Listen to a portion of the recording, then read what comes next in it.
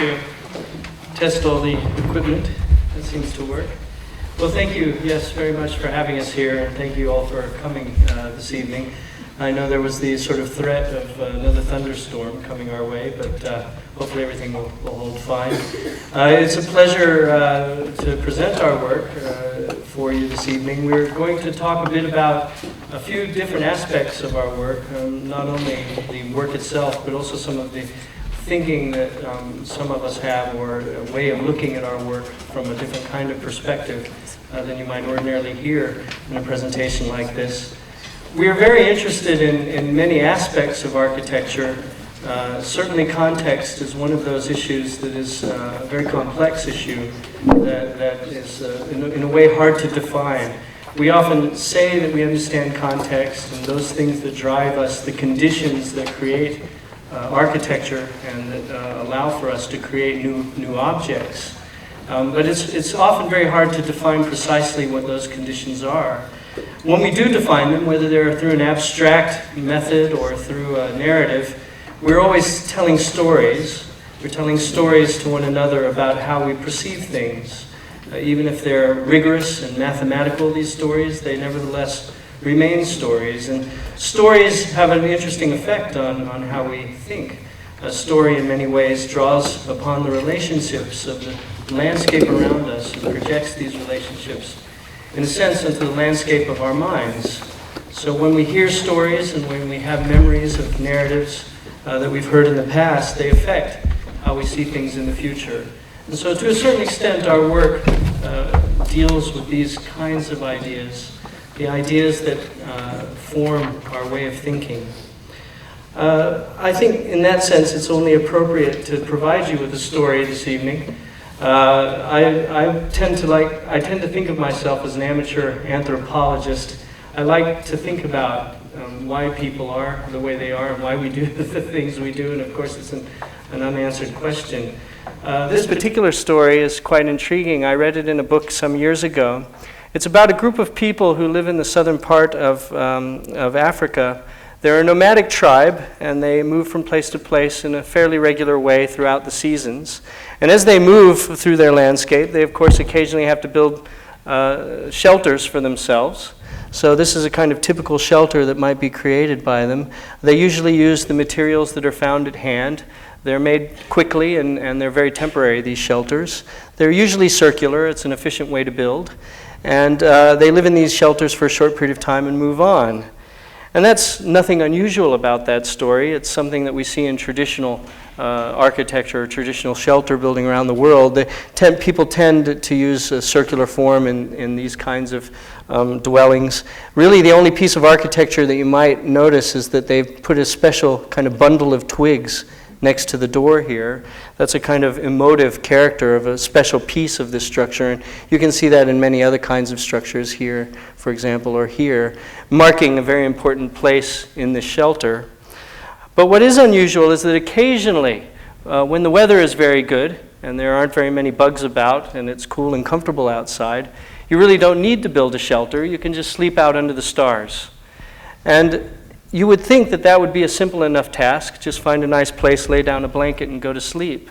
But they don't do that at all. In fact, what they do is they find a comfortable, soft place, and they etch the same circular form into the sand where they're going to sleep that would be the plan of the hut that they would normally sleep in. So they etch with a stick out of the ground this circular shape. They leave an opening for the door, and in fact, they even place 2 deep holes in the ground to represent the location for the door.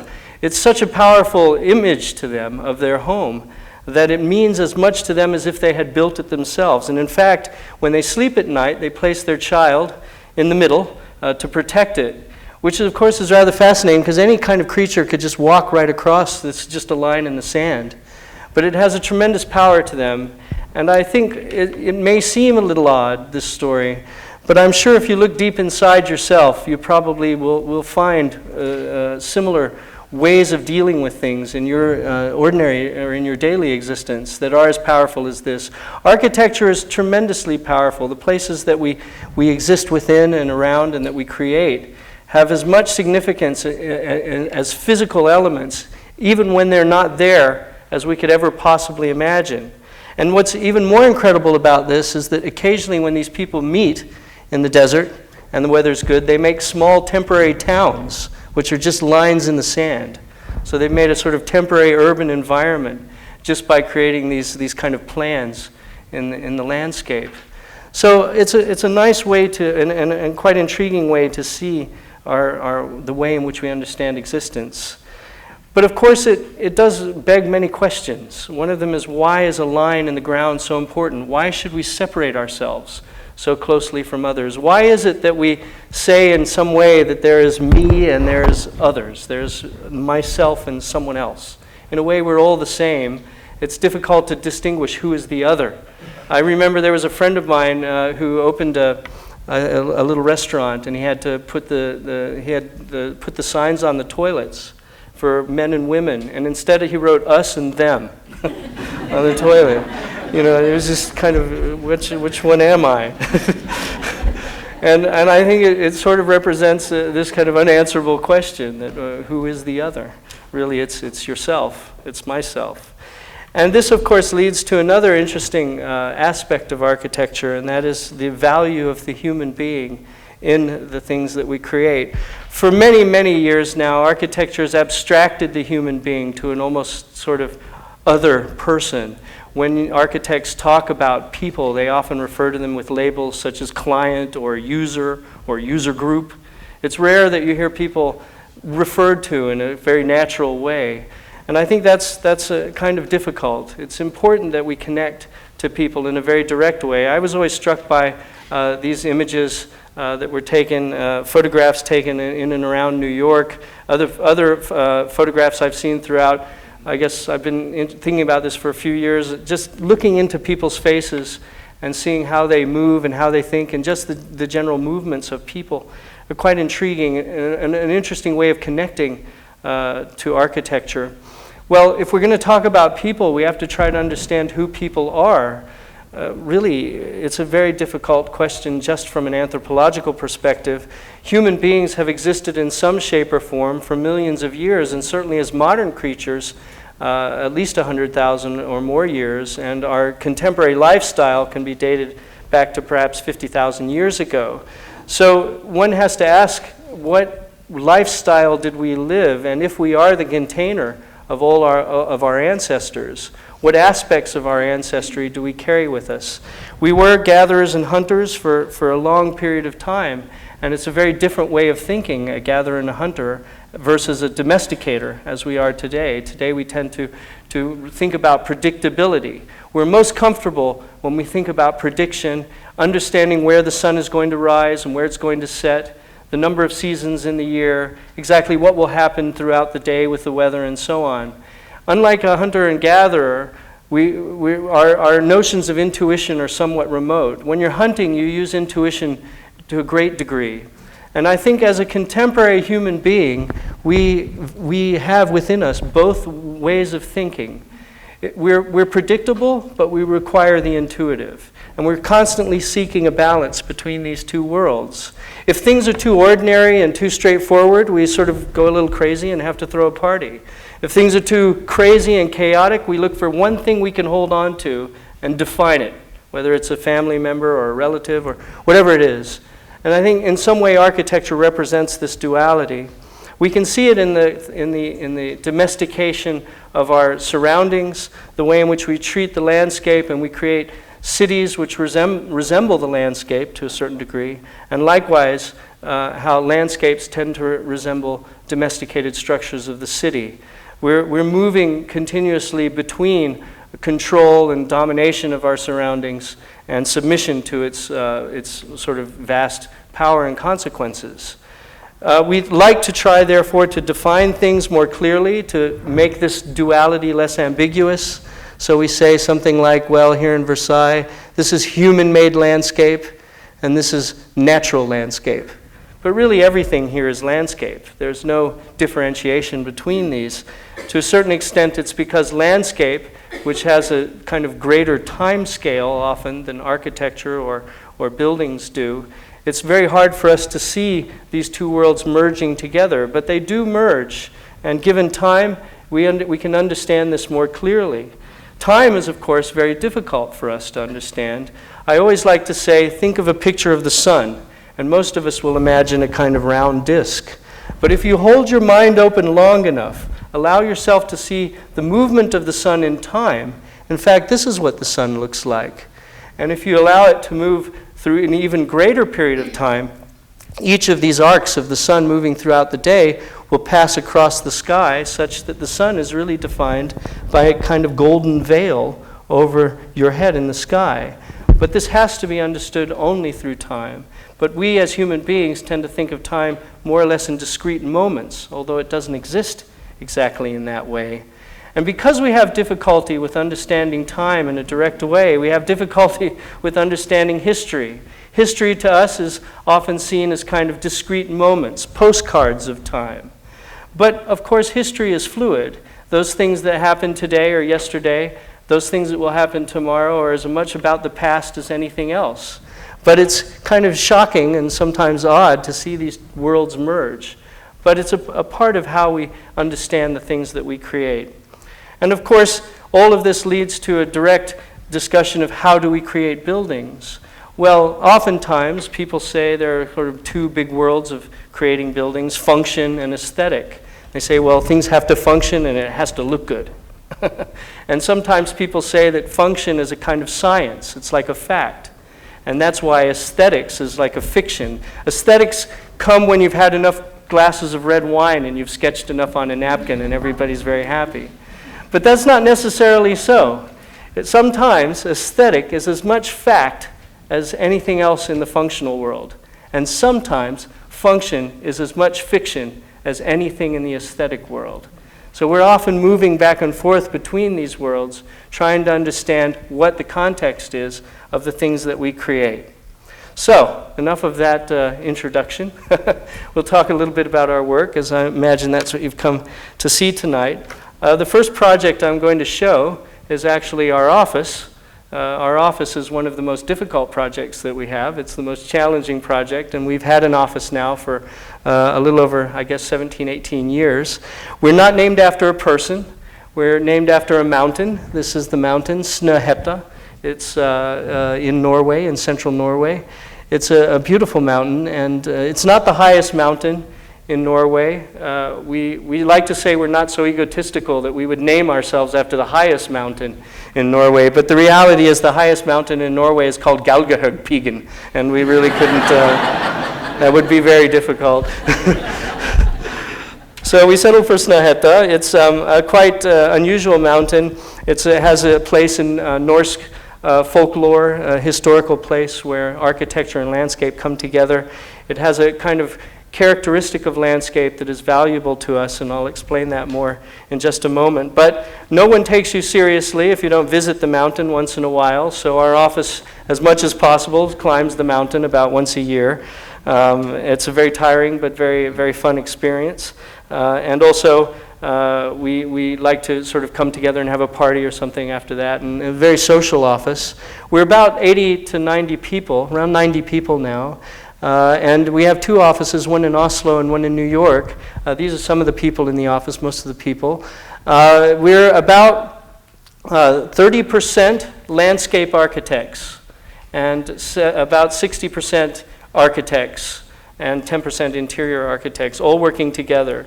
So it's very valuable for us to work with landscape architects and architects at the same time. So they're generating ideas together. We're also 50% male and 50% female, absolutely split down the middle, and we try to keep that balance as much as possible. And it's not particularly easy in a profession like architecture. It's also intriguing to know that we come, I guess, from about 13 different nationalities from several different continents, so you'll often hear many different languages in the office. And it's just quite a wide group of people. We have some of my colleagues are here tonight from the office. Our office in Oslo is located right at the mouth of the Oslo Fjord, and this is the space where we are. And just to show you a bit about it, I think it's important to mention, because we're not named after a person, we're named after a place. Ownership is very difficult to define in our office. So So there's not the sort of master that defines everything. The group defines the work together, so we're highly collaborative, and it's much easier to do when you remove the names from the name of the company. And here you can see the structure of the office is quite unique. We have this amphitheater in the middle of the office. Everyone sits in one big open space. Everyone gets the same furniture. And once every couple of weeks, we all get together in this amphitheater and talk about the projects that we're doing. Everybody gets to hear about what's happening. So there's a constant feeling of camaraderie in the office. And you can really feel this kind of wonderful sensation of being next to the sea and watching the boats go by. It's really amazing when you're an architect and some huge piece of metal like this floats so effortlessly by. Our office in New York City is also near the water. It's at the bottom of Manhattan at Battery Park.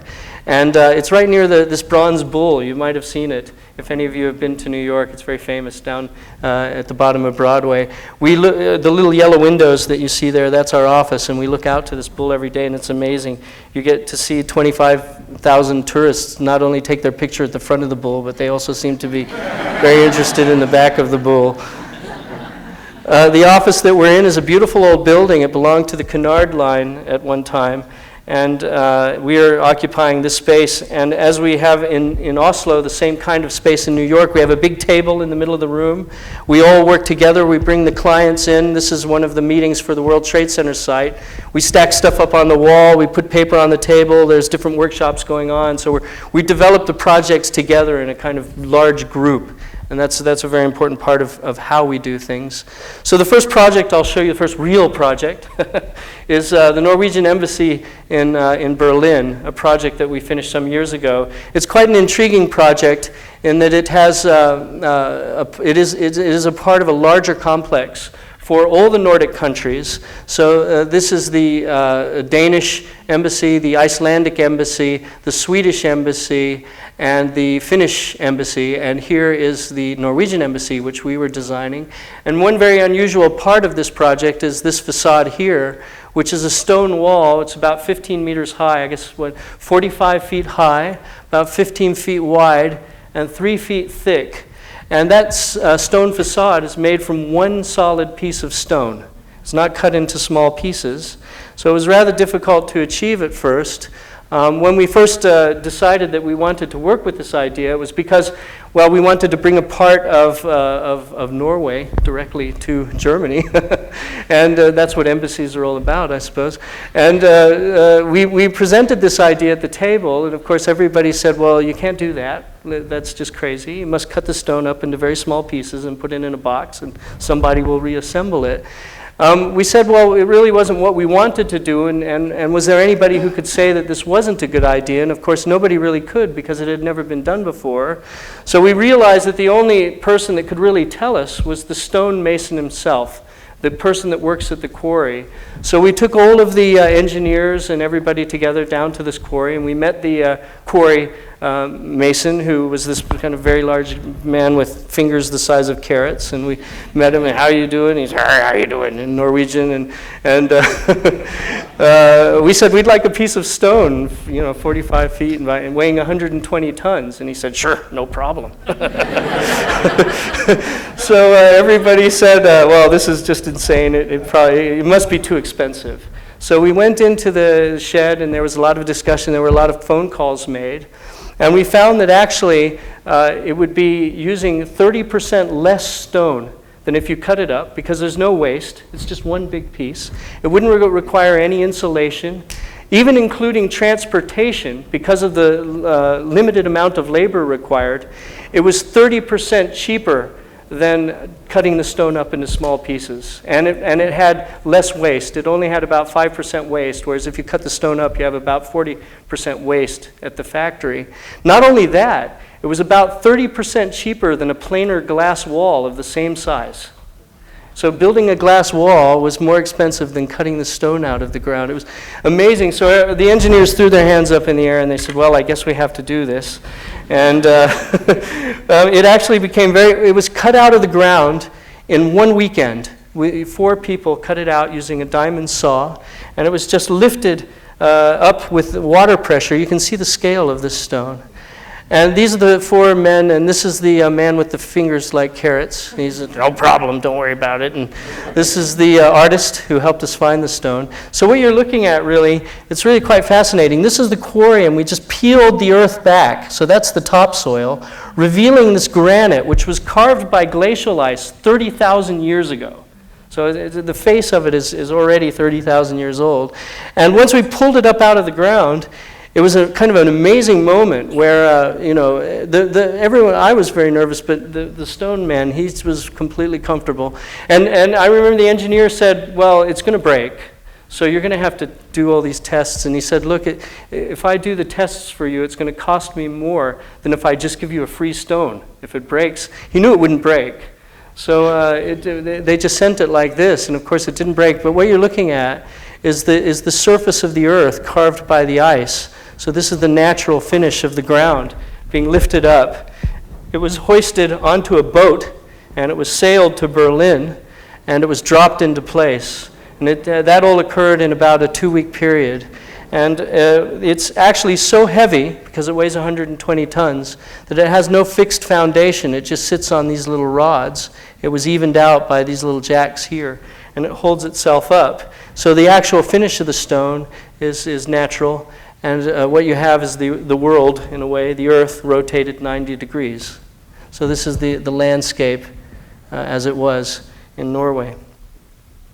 And we worked with the interiors of this building also, working with the control of the light into the ambassador's office. We designed the furniture and laid out the rooms as well. It was a rather unusual experience. Working with stone is always quite intriguing, and working with stone from an environment where stone culture still exists is also very fascinating. Probably you know us most from the Library of Alexandria in Egypt. This is a project which we won in a competition in 1989. It was a very unusual competition. It was an open international anonymous competition. We were competing against 530 other entries from 70 different countries. So it was really quite exciting to win. I remember we got the phone call, and I think I was in the shower. And I took the phone call and I couldn't sort of put down the phone, went out into the yard and started going, yeah, and realized I was still naked. So it was very exciting. And if you know the story of the Library of Alexandria, of course it has a tremendous history. Children learn about this in school. It existed about 2,000 years ago. The site of Alexandria was founded by Alexander the Great, who actually here is 33 years old and had considerably more hair than I did at 33 after building this building. So the library disappeared by, it's difficult to say what happened to it. It disappeared most likely by human neglect. Some people think Julius Caesar burnt it down when he was committing himself to overtaking Mark Antony and Cleopatra, which is why most people think that Elizabeth Taylor has something to do with it. But it's really a fascinating history, and to create a building which already has a history of 2,000 years and which they expect to last another 2,000 years was quite a difficult and somewhat frightening thing to have thrown in your lap at the age of 28. When we went to the site for the first time, we just walked out there and pulled up the topsoil, and this is really what you saw. Egypt is just laden with history. These are human bone fragments from 2,000 years ago, ceramic tile fragments from the palace of Cleopatra, really just a deeply rich historical location. So even when you see it in the larger context, it has tremendous power. This is the ancient harbor of Alexandria, and this harbor has been in continuous use for 17,000 years. Still being used today in the same manner.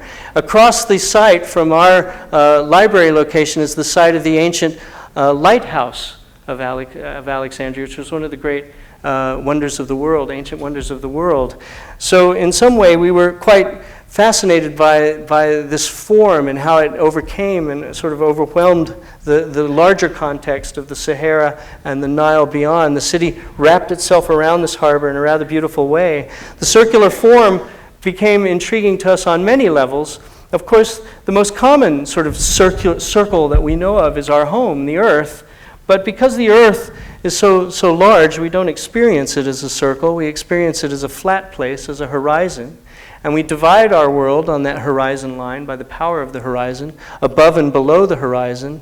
So in a sense, what we do is we place psychological content into these two worlds, below and above the horizon. The Earth, in a certain sense, represents the past. This is where we bury, often in the West, bury the dead. The sky is the future. It's the place of mythology. It's the place of heaven. And the ground, the horizon that we walk on, is the present. So in a sense, a section through our horizon, through the ground, is a section through time. And in a very real way, the Alexandria Library was a discussion of time as well as knowledge. So we tried to understand how that could be represented. So we looked at the Earth again, and we took the Earth, and we just rather leisurely rotated the Earth in such a way, removed the ground, and this became a section through the building. And in a way, it's a section through time. It descends into the ground, into the past, descends above the present, into the future. So a section through the building is essentially a section through time, a moment in time. And you can see and sense that in a very distinct way. Perhaps you won't know that story, you won't know that kind of narrative about time, but you'll feel a movement, you'll feel a moment in time as you see the building. It's a quite large building, actually about 800,000 square feet, and was a very expensive building also, of about $300 million. It took 12 years to complete this project, so we worked on this building every day, weekends included, for nearly 12 years. It was a fascinating process, moving back and forth between Europe and Egypt and America, working with people from around the world. But essentially, the result of this movement and the circular form made the building feel as though it were a part of the horizon. It's not an object simply placed on the ground. It's actually a piece of the ground. It's an emergent structure from the Earth itself. And as you look up the roof, this is about 170 yards that you're looking up here, about 2 football fields. And the roof just kind of leads you into the sky and connects the sky to you. It brings the sky to your feet. To give you an idea of scale, these are the construction workers up there. And it sits right next to a very busy highway, and that was also a very serious issue here because the amount of traffic and the noise that occurred on this road. This road is just insanely crazy. It's called the Corniche, and it's the main route through Alexandria. And because there's only one main route, at the middle of the day at 2:30, a policeman comes out, blows a whistle, and everyone has to turn their cars around and go the other way because it's one way in the morning and another way in the evening. It's really great to see that. This is an existing conference center here, and we were sort of working around it. And in fact, what's intriguing is that because our building had this kind of clip, it incorporated a building which many other architects tried to cover up because everyone thought this thing was really ugly. But we said, well, it's a part of the city, you know, and people respect it. So let's complete this kind of ensemble with our project. And pulled outside is a planetarium. It sits along the Mediterranean. Alexandria is on the Mediterranean coast. It's a city of about 6 million people. Right next to the library is a university campus, which has 75,000 students.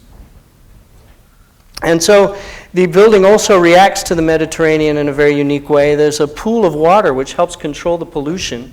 So this kind of captures the dust of the area and also acts as a kind of an extension of the Mediterranean into the site itself. At night, the building has a completely different character. It sort of lights up and people understand it in a very, very different way. A building should have a life just like a person does. It should have a different character at different times of the day. So it dresses itself up at night. Also, the building has different sides to it. As you move around it, you experience it in a very different way. So toward the south, which faces the Sahara, where the sandstorms come from, it's very robust and very rugged and in a way very low-tech. It's a granite wall which has been hand-carved and hand-split. This is, I guess it's about 63,000 square feet of hand-carved granite. To give you an idea of the scale, each one of these is about, stones is about 12 feet high, 2 meters high. And it's carved with characters from, sorry, I'm getting my meters mixed up, 2 meters. 6 feet, excuse me, meters to feet sometimes. Well, yeah, it's tall. I mean, I'm about this high. A normal person, I guess, is about that high, so excuse me. We've carved the stone with characters, alphabetic characters from around the world. It covers 10,000 years of history of human language. It took 5 years to research these characters. They're from about 500 different languages.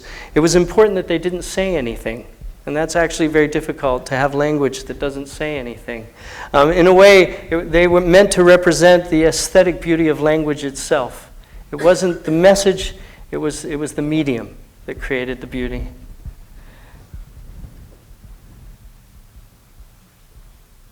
In order to do such a thing, it was of course rather phenomenal. We had to recreate stone carving techniques that had been long dead.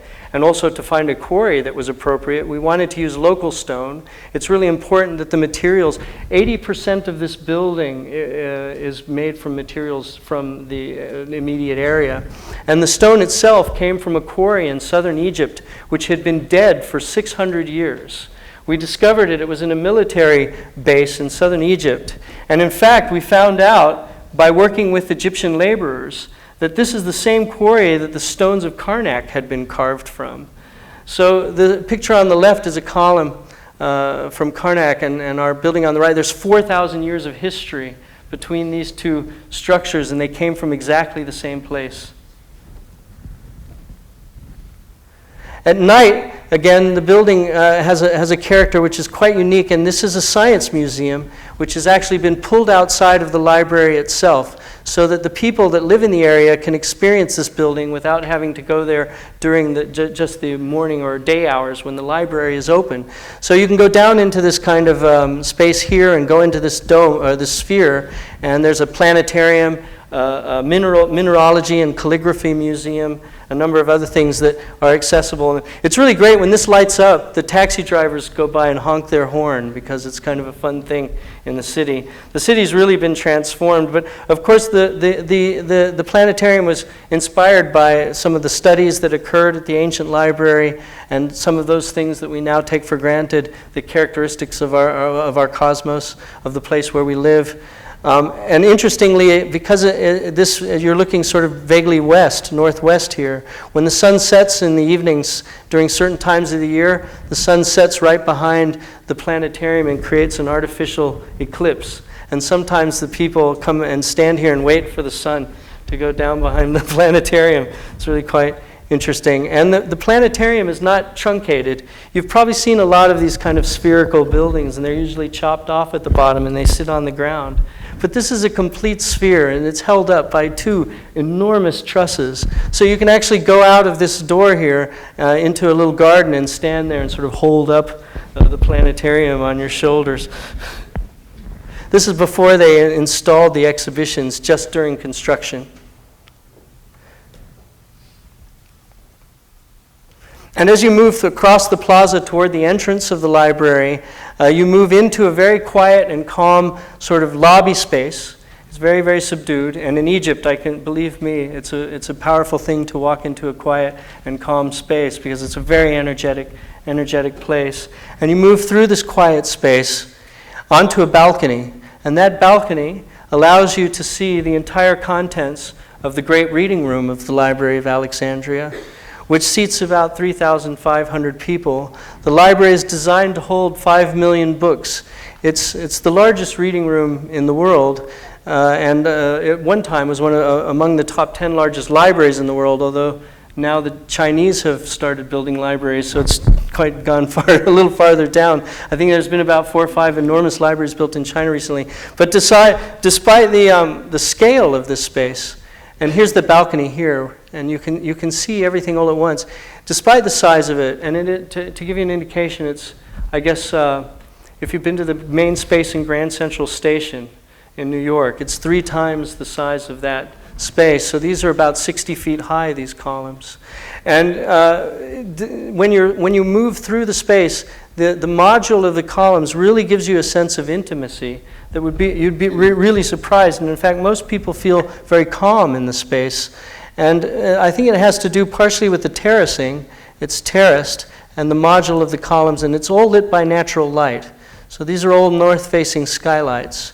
As you can imagine, the power often goes down, and so the building has to run for great periods of time without electricity. So all the light obviously it has lights, but it can run for a considerable amount of time without air conditioning or artificial lighting. Sometimes the lights are turned on just to show that they have lights, but they really don't need them. You can see there's more than enough light coming from the skylights. So if you want to get away from the big space, you can move into these terraces. Each terrace has a small private reading room tucked in underneath it. So you can get away and close the door and make lots of noise. And these are rooms for 60 people up there for study groups. We also design the furniture. Designing furniture in a space this large is a lot like making an urban plan for a city. You know, it's not like just putting furniture in your dining room. It's a major endeavor. It's entirely built to handicapped accessibility. It's the first building in its region. It set the standard, really, for these kinds of projects in this area. So everything is accessible by the handicapped. It's also designed with the highest fire rating standards. There were no codes in Egypt when we came. We had to bring it all with us. So we set up a sort of new level for building, which was quite interesting. Also, because so much of it was built, 90% of the labor is local Egyptian labor, too. This was not imported labor. So after the building was finished, you had a tremendous skill level in the country, which had really changed the character of the building industry in Egypt and in the Middle East. The furniture is quite intriguing. It's very functional. Instead of putting the lights on the top, where the books would be dark at the bottom, we're running the lights vertically, so you have even lighting for all of the books on the shelves. And it's very popular. There are 10,000 visitors a day. It's been open for, I guess, nearly 3 years now. And it still has 10,000 visitors a day, and quite popular to the city. So unfortunately, it was scheduled to open on October 11th, 2001. So we had a huge opening planned. We were so excited, 12 years, and we were working on this building, which was meant to be a bridge between the East and West. And of course, no one could come to the opening. It was a month after September 11th. Nevertheless, they had a soft kind of opening, and the project's been doing really well. And I hope that some of you will have the opportunity to see it one day. The people of the city just kind of, in a way, respect it. It's really transformed the city in a very real way. Still, the people fish off their boats, and here you can see, actually, it's interesting, because I said it was an 800,000 square foot building. That's really large, but you can see how small it looks in relation to these much smaller apartment buildings nearby. So it really has a kind of soft, gentle character in the landscape. Well, after we finished, or we're closing in on finishing that building, we won another project, another competition in our backyard, which was really nice, because here's our office. So we could actually see the site from the back door of the office. It was for the new opera in Oslo, Norway, so we didn't have to fly for 8 hours to get there. It was really quite a relief. And it was a really fascinating project to work with, a theater project, which is fascinating. But it wasn't just a theater, an opera. It's actually a ballet opera. And if you've ever worked on that kind of a project, you'll know that the ballet and the opera have two diametrically opposed ideas of what the building should be. So they always say when you're doing a building like this, if anything is working 100% perfectly, you know something's wrong. There's always a kind of a compromise. And that compromise has to do with function. But the siting of the building is intriguing. It's partially on land and partially in the water. This is the part of the older city of Oslo. There's our office. And there's a river that comes down through the city, and there's a shoreline, an old shoreline that actually existed at the time of the Vikings, which has been filled in. And there's a new development being made in this area here. So the opera was meant to be the spearhead cultural institution for a new, very large development to allow the city to grow into what was at one time an industrial area. And we looked at that sort of location and realized that it's very important to take a benefit of the fact that it is partially in the land and partially in the sea. So the building design was generated from that notion of connecting these two worlds, and in a way creating a new identity that would be strong enough that the remainder of the development could sort of center around. So the building is rather unusually quite low. A lot of architects, when they do, and when I saw the other entries for this opera competition, I think you tend to just sort of open up the book of inspiration and say, let's make something really big so people will walk by and drop to their knees and go, God, that's great.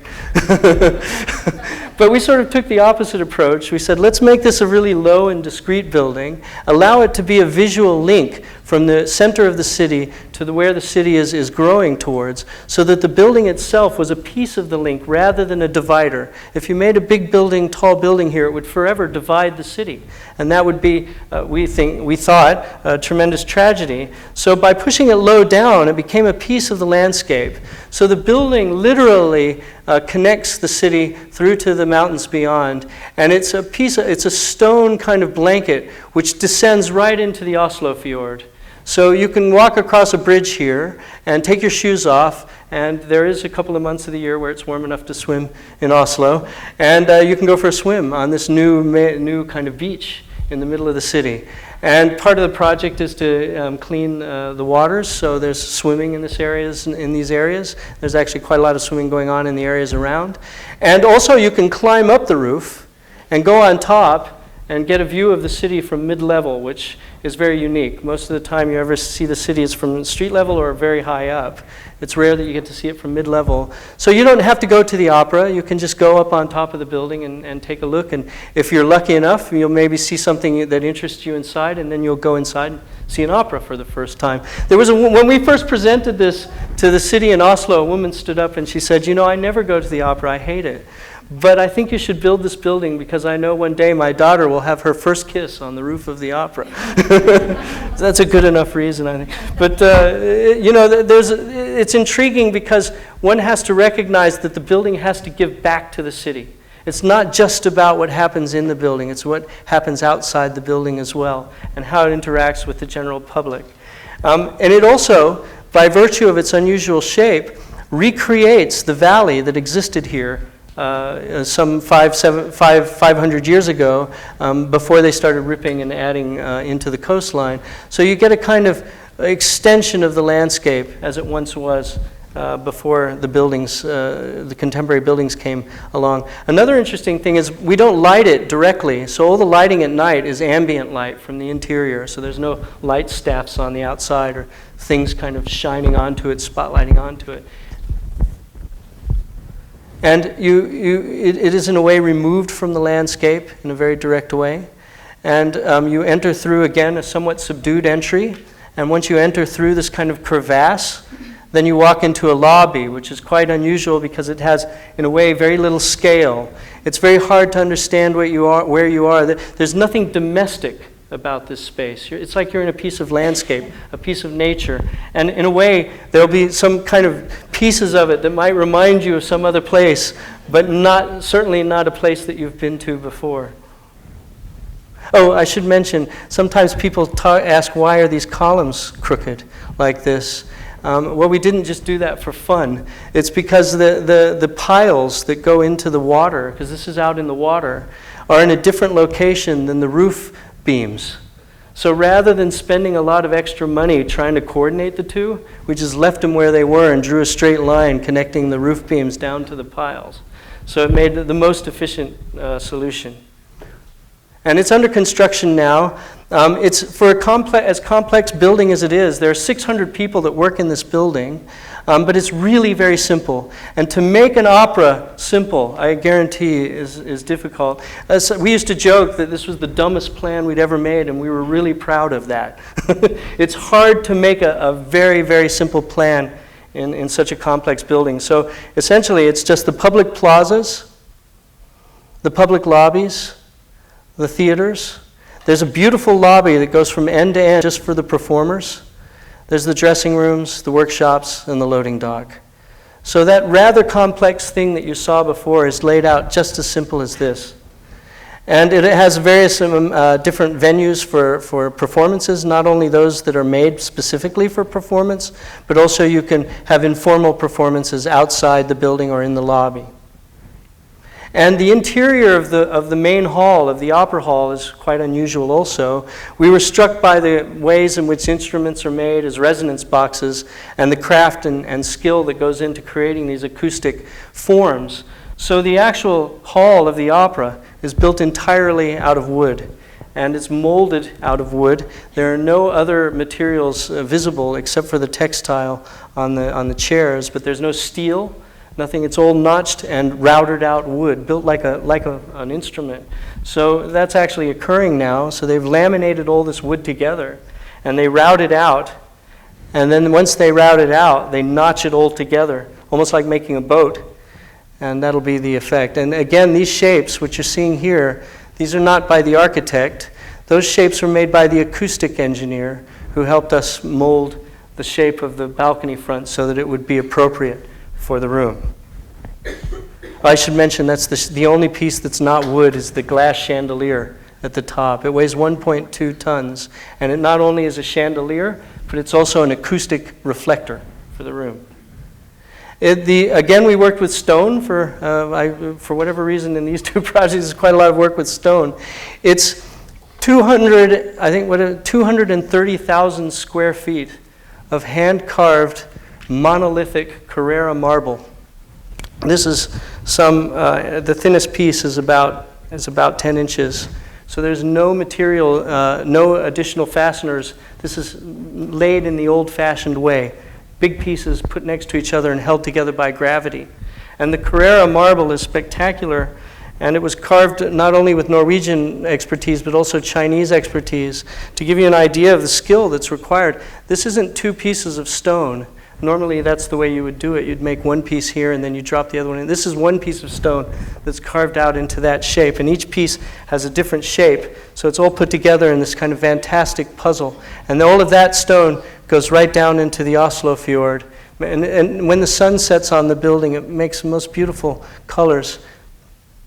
The back part of the building, the functional part, is clad in metal, a kind of metal cladding which is quite unique. It's dimpled to give it extra strength and keep it cheap, because we put all the money into the stone, so everything else has to make up for that. So we have to find really, really unique ways to make things very cost effective so that we can have the quality of the stone that was required for the public face of the building. We also worked directly with the people that use the building, the dancers. We tested different dance floors, tried to create an optimal environment for sunlight and daylight. Everyone has access to fresh air and daylight in the building. And they get lazy sometimes. So here you can see one of the renderings that we made just after the competition. And here was a construction photograph taken about 6 months ago. It's scheduled to open in 2008, in April 2008, so it's very nearly finished. The construction will finish in October of this year. And yet another thing happened. We got to the end of the opera, and somehow we found ourselves in this world, the world of the World Trade Center site in New York.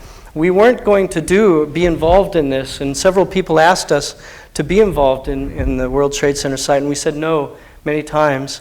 But then someone said, well, this project, it's a cultural center, it's on the memorial, and it has actually an interesting idea to bring culture to a memorial, and that's very rare, actually. Normally memorials are distinctly separate from other activities. So we decided to enter it at the last minute, and somehow we managed to win. I was quite surprised because there were quite a lot of focus on this project. And we immediately began to recognize the power of this place. We already understood it in many ways, but you don't really begin to feel it until you go there. And as we began to talk to people, many people who lost loved ones in the building, people who were affected by it, it still is a powerful characteristic of this work. It's a deeply psychological project. These are bicycles that were never claimed, that were recovered after the buildings fell. So either the people who rode those bicycles are no longer with us, or they somehow didn't have the capacity to pick them up and see them like this. But it's about a story of human struggle And in a way, we find ourselves wrapped up in that, and it's terribly difficult as an architect to sometimes try and divide those worlds so you can move forward. But forward people do move, and there's a sense of optimism that has tried to find its way nestled in this place of great tragedy and despair. And we feel that we are a part of that. So a part of our work is to try and create an architecture that looks to the future, that's separate from the memorial. The memorial, in many ways, is about the past. But we also find ourselves wrapped up in all this media spectacle, which is something really difficult. We're sort of surrounded by all these people, and this is our little building here. We're the smallest building at the World Trade Center site, but certainly the one with the most kind of attention. It's the only building which is on the memorial proper. So it has meant an enormous amount of political challenges. We've worked through several governors and several mayors and different intentions to try and create a beautiful building here. We worked in a large number of workshops. Everything we do is through these kinds of collaborative workshops. We found out very early on in these workshops that there was a section to the site that was very important. A lot of people talk about master plans, where's the master plan? But we felt the master section was actually more important. The section seemed to have a characteristic which was unique. We saw that the memorial was taken into the ground. The skyscrapers, the commercial buildings were incised into the sky. And our building, the cultural building in the middle, was the kind of informative connector between these two worlds, between the past and the future, so that we were a mediator between what's being built to overcome the tragedy and what's been built to memorialize the tragedy. Very, you might say, between a rock and a hard place kind of position to be in, but quite challenging and interesting nonetheless. This kind of connectivity is something that we were really intrigued by, and so we created a building originally at the northeast corner of the memorial site, which at first we thought, well, let's create some space through there, which is really what New York is all about, this kind of amazing, beautiful, vertical space. This is why we love New York.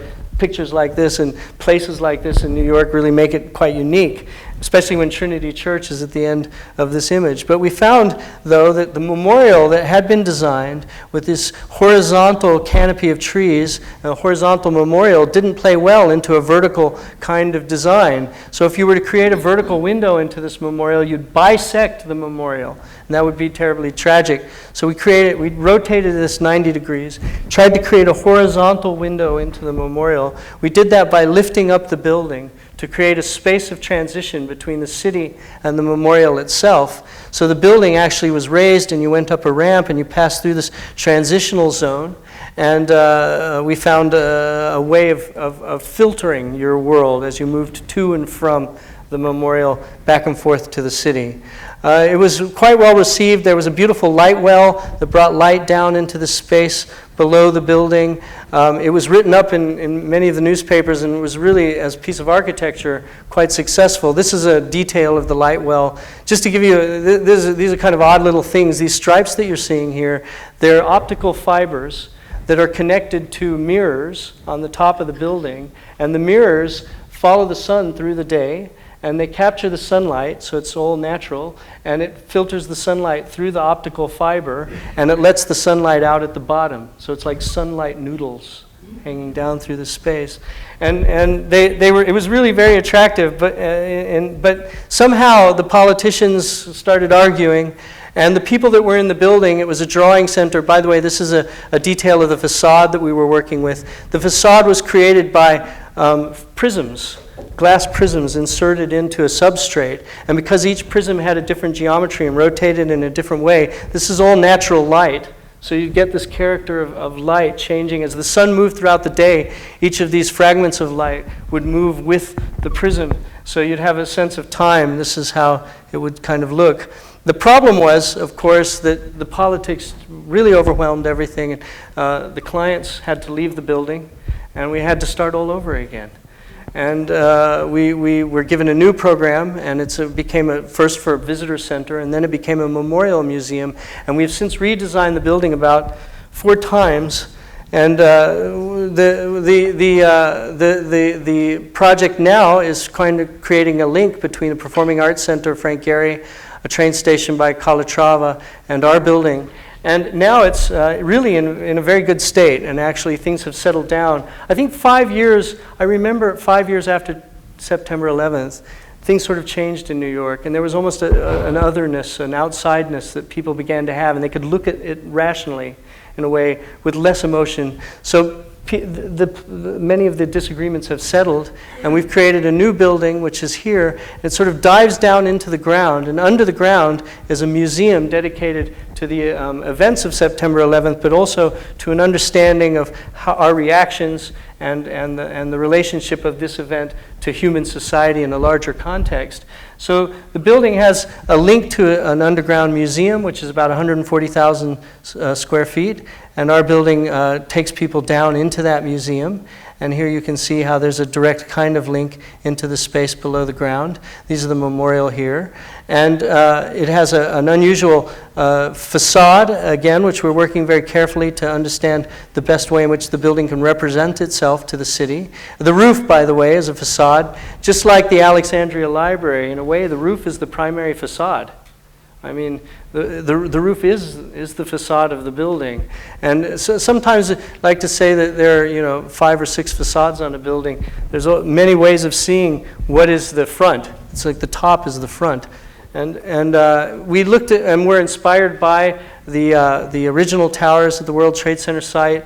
There's this kind of fantastic linearity, which was just beautiful. The buildings weren't beautiful. I think everybody agrees with that. But they were intriguing. They were very intriguing. And part of their intrigue came from this sort of amazing vertigo feeling that you would get by the linearity created by these very, very long stripes moving down the building. So a detail of these were quite interesting because they weren't pure. They weren't one color. They had shapes of color in them. You see the dark parts and the light parts and the kind of ripples all along the way. So we began to be fascinated by that. We're working with this idea of a kind of a memory of these stripes. And the facade itself will create this linearity that will lead you down into the museum, which is below ground. And I'm not really able to show you a lot because these haven't been officially let out all the way, so there'll be more coming in the future. But one thing that we can talk also about is an atrium, which is created that allows light down into the below-grade museum. And these are 2 of the pieces of steel that were recovered after the buildings fell down. I went to the hangar. It's a JFK has a hangar where they've collected up all the stuff that was recovered from the cleanup effort. And it's 2 full airplane hangars, 747 airplane hangars of material that's gigantic. And that's 0.0001% of all the material that existed. So it's an astonishing kind of thing to see.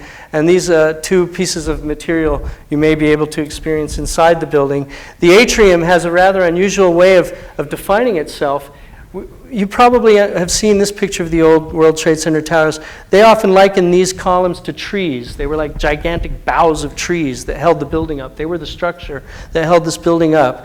But really, in addition to this kind of structural analogy, one can understand that a tree is composed of different scales of structure. So as you go further up the tree, when you reach the leaf has a very different structure than the trunk. A trunk wants to be as big and massive as possible. A leaf wants to be as thin and delicate as possible. These 2 things exist on the same organism. So we realized that in a way, this sort of analogy of how to create a structural integrity at the atrium was quite important. So we've created a kind of a web structure, which acts more like the leaf of one of the trees that would have been the structure of the tower as it existed.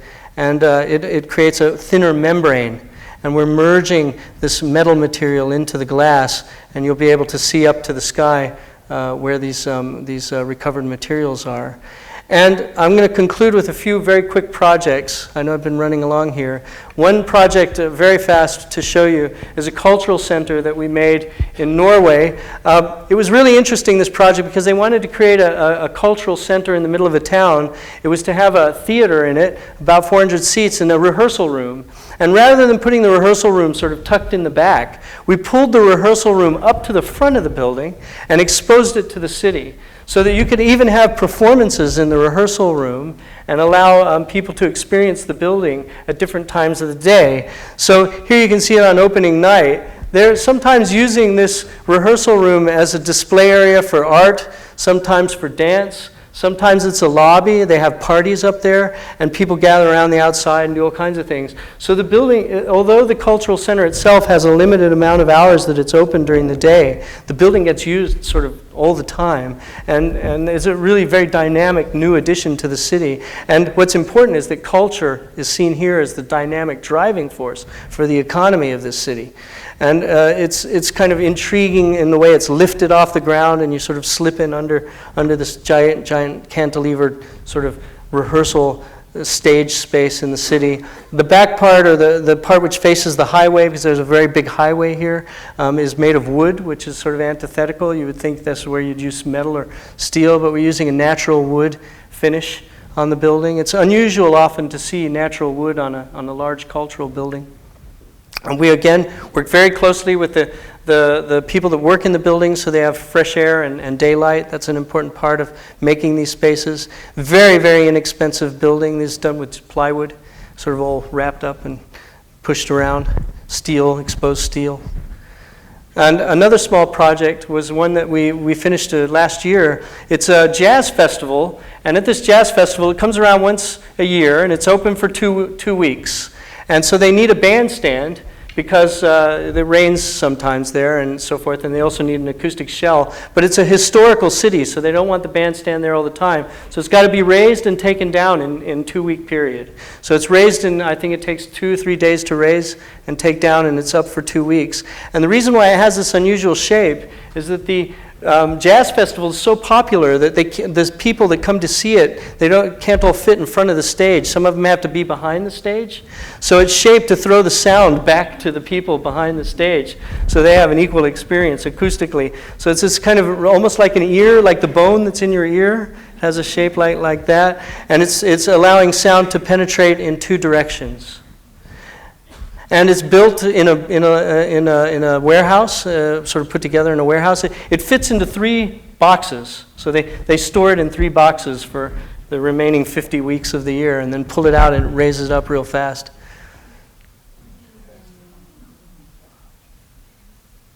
And it is a rather interesting kind of frame for everybody. We worked with a project for Jmw Turner. I'll show that in a minute. But essentially, Jmw Turner was a painter. He was really well known for creating paintings that were both landscapes and very expressionistic. This is one of the gallery, which actually I'll show a little later in the project. The actual structure for the gallery is here. So it's set out in the open ocean of the English Channel. It houses these Turner paintings, and it's amazing that each one of the paintings in this museum is worth more than the building itself. The insurance rates are rather high. So one is a very small museum in the west coast of Norway. It's this little museum for fishing culture. This is a very remote part of Norway. It rains quite a lot here. About 300 days a year it rains. There's been fishing culture here for nearly 2,000 years. So it's a very rich history.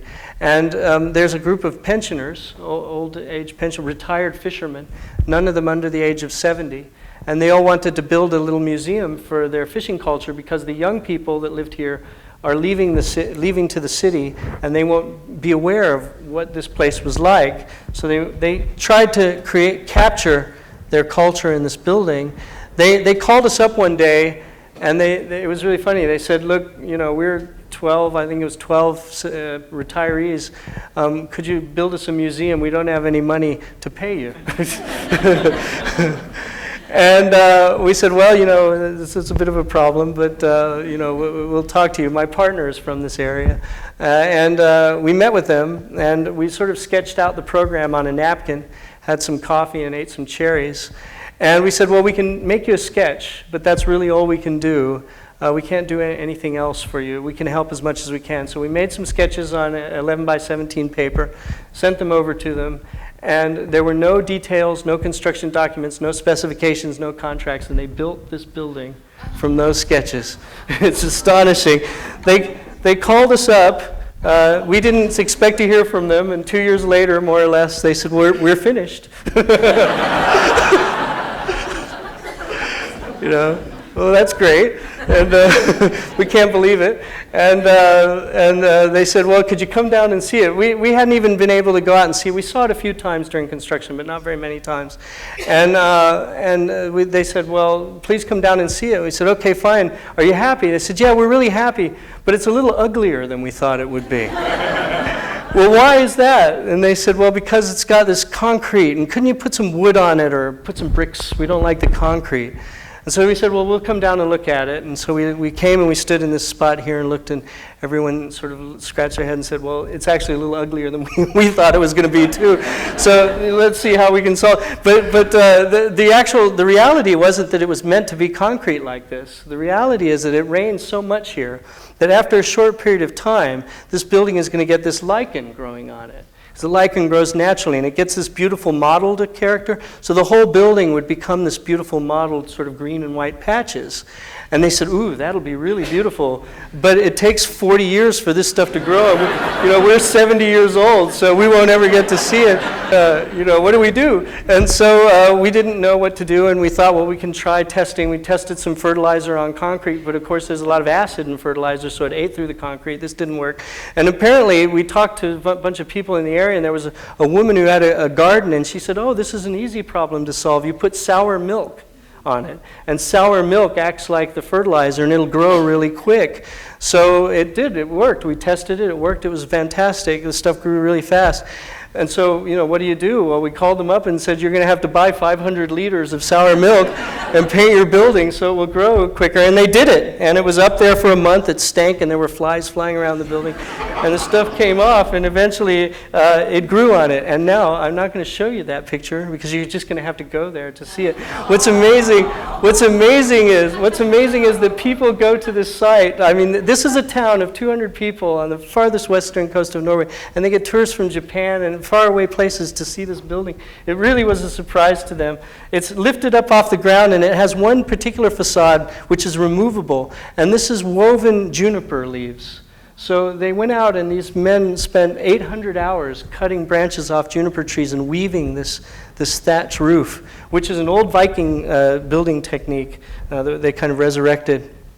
And it sits just really in a kind of very natural way in the landscape, almost like a fisherman had just come down and set the tackle box next to the spot where they were going to fish. And this led to another project in the western coast of Norway, which was just beautiful. Norway really is a beautiful country, so if you have the chance to see it, it may seem like a postcard, but in parts of the country it really is quite spectacular. And this beautiful landscape is really breathtaking, but also very, very dangerous. The mountains are so steep, and some of the rock is so rotten that there are just avalanches continuously in some areas. So if you live in certain parts of Norway, you sort of know, I can live here, but I really can't live there. And so everything's okay right here, and you sort of know all the places you can live that's safe. And in this one particular valley, there are large numbers of these landslides. And the landslides have been very dangerous in history. And in fact, a few of them have fallen off. And fortunately, nobody lives there, so they don't get hurt. But the problem is that when the rocks fall into the lake, they create these tsunamis, these fantastic tsunamis. And the tsunamis rush down these narrow fjords and wipe out the villages down below. So 200 or 300 people have died in several of these huge tsunamis. So the people moved down the valley, and they kept getting hit by these things. So they tried to create a protection for it because of the tragic history of this region. So one of the things that happened was that there was a video maker who lived in this area, and she started to create these videos of moving landscape. She became very famous for that. So someone decided, let's try and make a couple of things happen at once. First, the government built this dam, which is the second highest dam in Europe. It's 93 meters high, and it's built to the height such that when a tsunami occurs, it won't break over the top, so that the people that live down below will be safe. It also produces power for the area, so they have new electricity for the region. And so a developer came along, and he said, hey, this is amazing. Let's make an art gallery and a museum dedicated to the history of the area and this video artist. And here's a site, and he came to us and said, this is great. Could you build us a museum here? Well, we looked at the site, and we said, that's probably not the best spot really the best spot would be to create the museum across the gorge, which is really the place that this story is about. So you enter down through a kind of tunnel here, and you come across this bridge into a cavern where you watch films, and then you move back out on the other side, and you can see off to the dam and to the valley beyond. And everyone saw this, and they thought, this is fantastic. We're going to get a lot of tourists. So actually, we need a hotel, they said, because we think we're going to get a lot of... So could you just put a hotel where the thing was? And we said, well, that's probably not the best place for the hotel. This was the best place for the hotel. So we placed a one-room wide hotel on the top of the dam. And so you move along one side, and you can look out to the other side or down the gorge. And you can experience this place in a very unique way, because actually, if you're in that hotel and they're projecting onto the dam, you can use the dam as a projection screen. It's a 93-meter high projection screen. And if you're in the hotel and a tsunami happens to be occurring, you're absolutely really safe, because this is the high point. So you can watch a tsunami coming towards you from one direction, the film of the moving landscape in the other direction. So this is on the burner right now. We're hoping that they're raising the funds for it, so you can see it set into the surroundings. And I'll stop here. This is the last project I'm going to show. A lot of people think that we're doing all these big projects because these big things that we've done, but we actually do a lot of really small projects. This is the smallest project we've ever done. It's a fountain for this cat, and it was amazing. We were drawing the Alexandria Library up, and for that project there were something like 39,000 sheets of drawings, and that's not including the details. There were some 60,000 details for that project, and we were coordinating that, and one day the phone rang, and this woman said, I know you're really busy, but I've got this cat, I like it, and could you make a fountain for it? And, you know, we thought, if she's got the nerve to call us up, she's got the job. So we said, sure, we'll do that for you. And we went down, and all six of us, there were 6 or 7 people. We went down to visit her and meet the cat. And we were all wearing our sort of architecture clothes. Everyone was in black, and, you know, there was this lady with her cat. The cat was wearing black. And we started to poke around in their garden. And we found out that this garden where she lived, it was a 100-year-old apartment building in the sort of central part of Oslo. And under this courtyard was trash, 100 years of trash probably, that had been piling up. And people used to just throw their trash and then cover it with dirt. And the outhouse had caved in, and there was an old livery that caved in. And there was so much trash when we were sort of, you know, kicking around in the soil, that you could actually rebuild the whole garden that this woman had, just from the trash that we recovered. So these are all bricks that were uncovered. We laid them up, put them behind this chicken wire to hold them in place, and kind of made her a new garden. We found a staircase buried in the ground. We had no idea where it came from, and we just put it back where we thought it might have come from. We found an entire 1957 Chevrolet buried in the dirt. It's hard to say what it was doing there, but it obviously came maybe from after World War II or something. And so we took the hubcap and stuck it in there. And we also used some of the bricks that were found to make a kind of walkways. Some were crushed, made into gravel. And of course, we found the stone, which was a piece of stone we found in the ground, and we brought it to a stone person, and they reconstituted the stone. So this is not new stone, it was found there, and made the little fountain for the cat. Created this hops. These are hops, like from making beer. They grow really fast. And you know, the growing season is very short in Norway, so that it has to flower very quickly. So suddenly there was the space for her cat, which was made, I'd say 98% of the materials from trash that was buried in the ground. And it became very popular. And it's funny because we get these little projects from time to time. And one we got a call about while we were working in the World Trade Center site here in Dallas. Someone called us up and they said, hey, we're working on some picnic pavilions in Dallas. Would you like to help us with this? And we thought, well, we're working on the World Trade Center project, but yeah, we can do this. And so actually this is in College Park here in Dallas. And we're going to be working together with an architect here to rebuild, this is not art, this is the one that exists, rebuild a new little picnic bench and pavilion cover here in Dallas, which would be kind of fun, a bit like the cat fountain. And so I'm going to stop. I'm going to show you 10 seconds of things that are on our desk, and that's the end. I won't say a word.